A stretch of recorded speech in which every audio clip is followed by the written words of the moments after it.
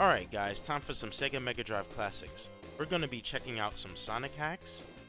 For these, you're going to need Sonic 1 and subscribe to the mods on the workshop page. Now let's jump into the first hack, which is Sonic Gaiden.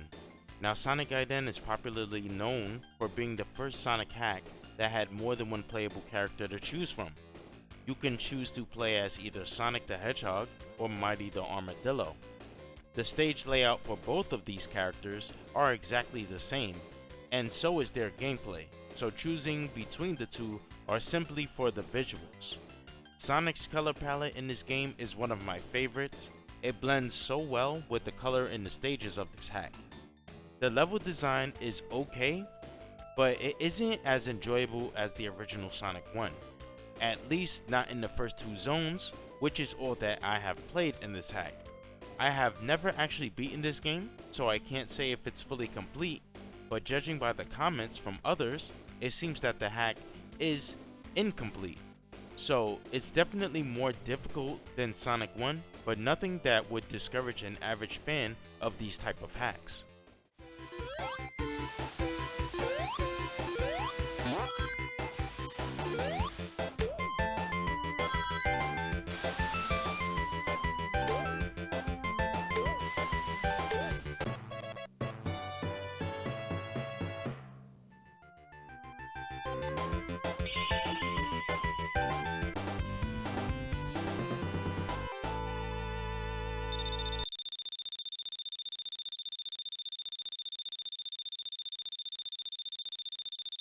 So the next hack is Sonic 1 Emerald Safari, and this one is a bit interesting as it gives all the Chaos Emeralds an individual power. The first emerald will allow you to take one free hit before losing your rings, but it does not stack with the shields, so that's a bit unfortunate, but it actually does work. The second emerald will place a giant ring at the end of the stage regardless of how many rings that you have.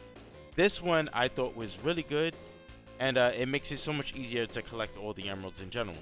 So the third emerald will give you more acceleration, which is always good. We always want to go fast, right? Because we're Sonic the Hedgehog. However, you will lose that momentum every time you jump. So, you can only really see yourself accelerating when you're on the ground. As soon as you jump, it kind of like just slows you down, like there's some kind of invisible rope pulling you back or something. The fourth emerald will let you hold your breath underwater for longer periods of time. While it is good, it's only going to be relevant in, maybe 3 acts in total, right? Or maybe 4 acts, because I forgot Sonic 1 actually has 3 acts in total. And then one of those scrap brain zones also has some water in it. So the fifth emerald will double all of the rings that you collect, excluding the ones from monitors. So, it's easy to get a lot of 1-ups from this and a lot of points at the end of a stage from having so many rings collected. And the sixth and final emerald will simply let you jump higher, which is just pretty much just useful all around. Can't go wrong with that. So I really like the thought that went into this mod, and it makes actually getting the emeralds fun, because in Sonic 1 Vanilla, they are just pretty much useless. So I think that the abilities of the emeralds could have been a bit different. So the free hit and longer breathing could have been swapped out for something more useful like air dashing or immunity against spikes and lava. So also the inclusion of Supersonic would have also been nice, since it's a bit easier to get all of these emeralds and the game seems to focus on them anyway. So next is the Sega Sonic Bros, which is a hack of Sonic 1, but it is an entirely new game. It looks something similar to Tetris and Puyo Puyo, but it plays a bit different. So honestly, when I was trying this out, I didn't know exactly what to do in this game. I assume you have to make a color surround the other colors to make them disappear. It was a nice experience, and it has its own original title screen as well as menus.